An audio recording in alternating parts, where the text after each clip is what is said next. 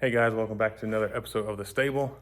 We got a couple things in front of me right now, and one I'm kind of interested in doing because no one else has done it on YouTube. We'll find out if there's a reason for that. But well, here it is. We have ordered a roof rack for my FJ Cruiser off of Temu. So it looks very similar to all the ones that run like $800-900 plus. But it was $230 shipped to my door, and it's rated for 800 pounds. So my rooftop tent I currently have is like 115, 120. I'm sitting at like 225 right now. So we still got some room for weight.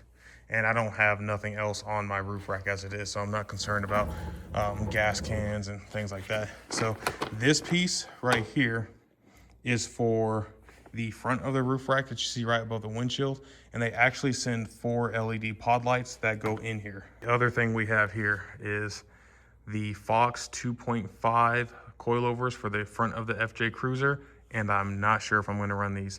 By the time you guys see this video, a decision will be made if and they could potentially be sent back or on the car already. Last year we went with the Bilstein 6110s on the front, just replacement from what I had. They were still pretty noisy and kind of chirped or made kind of like a change jingling sound going down the street.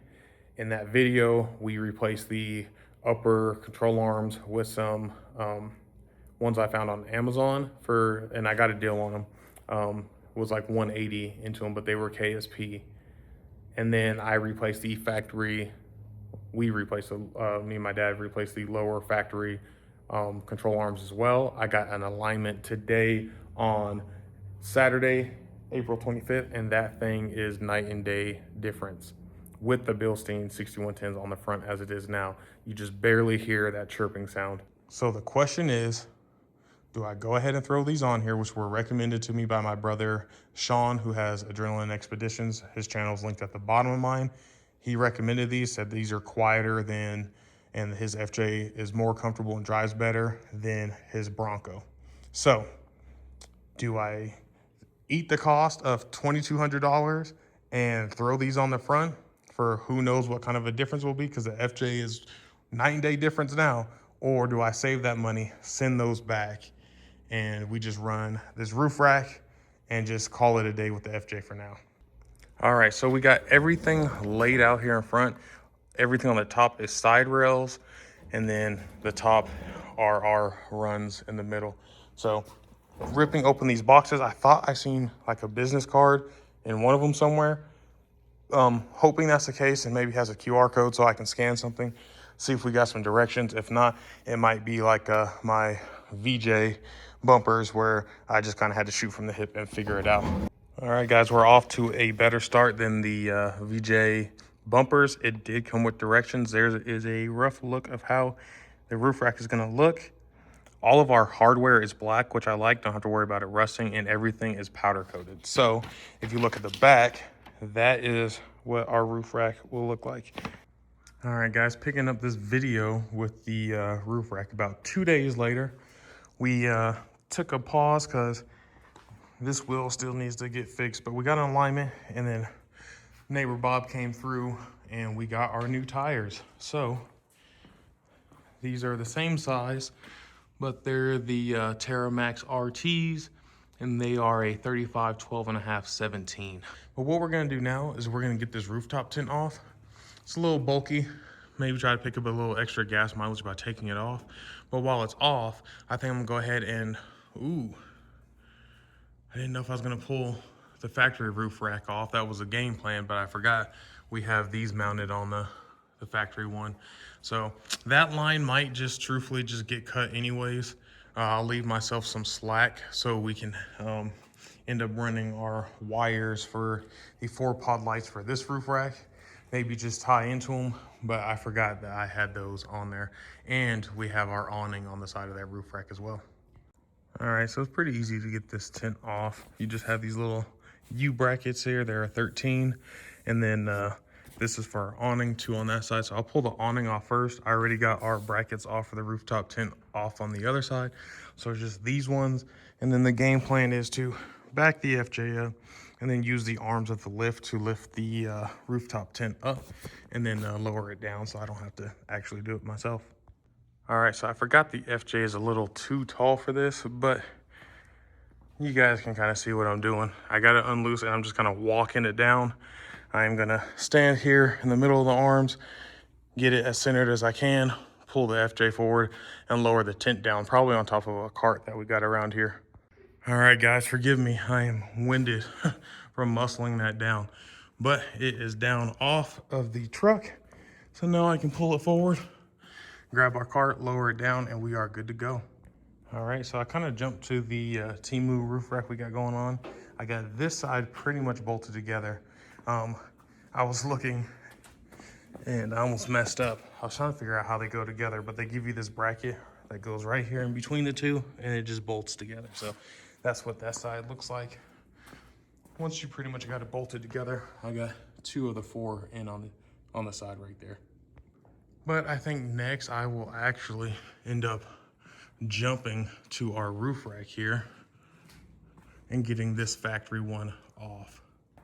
And there it is, guys. My FJ looks naked. New tires look great, but looks naked. Don't mind the hail damage we have up on the roof. I think I might just copy my brother, Sean, with his FJ. He rhino lined the roof. I might do the same. And then once the roof is fixed, we got a couple little flaws in the side, and then we'll replace the hood because that's got dent and scratch as well.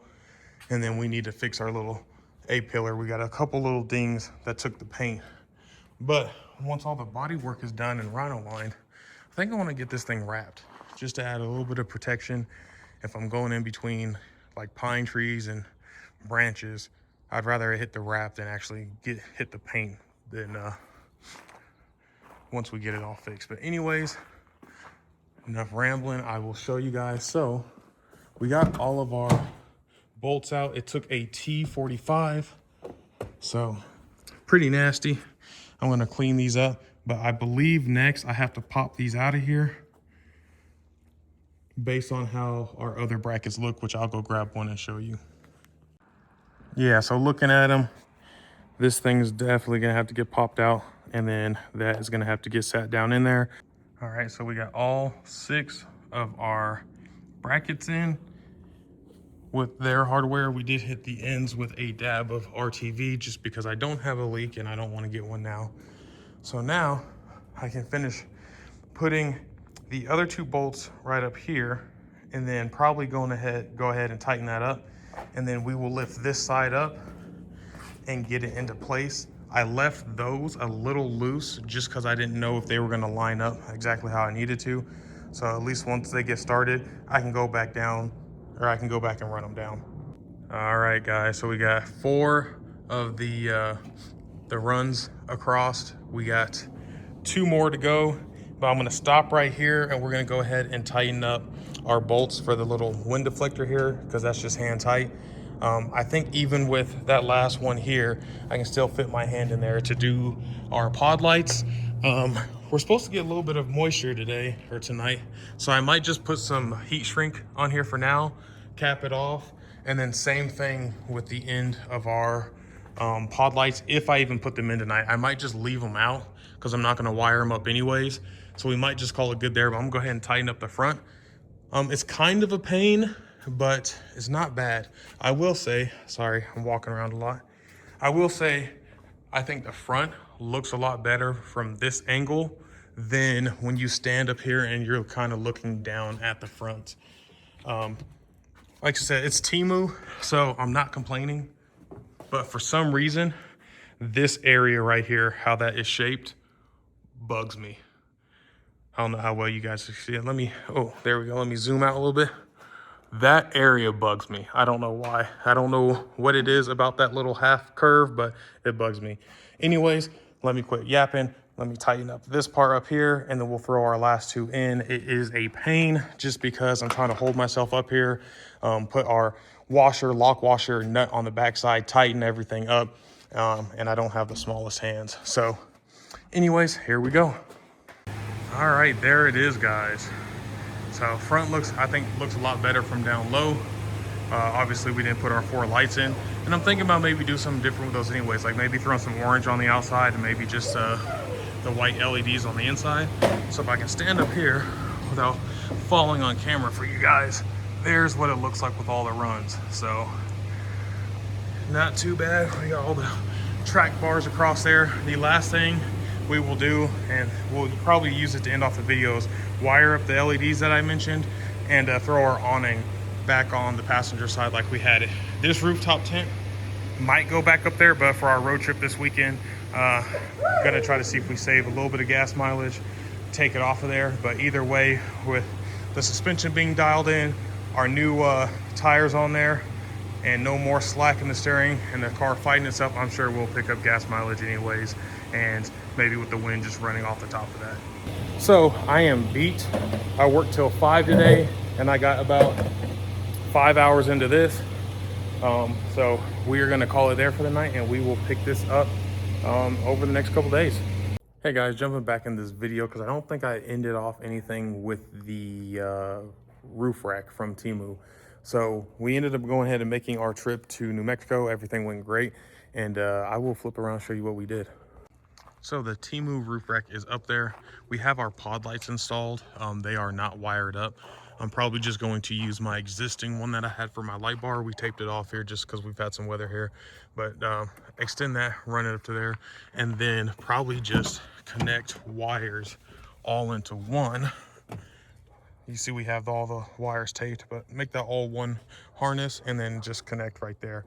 But we just got done. I gotta get that bracket off the roof and clean the top. But we drilled 2 holes, which would roughly be about right here, but on that side for the awning, because it wasn't a good spot to mount it, because it mounts differently now with this roof rack.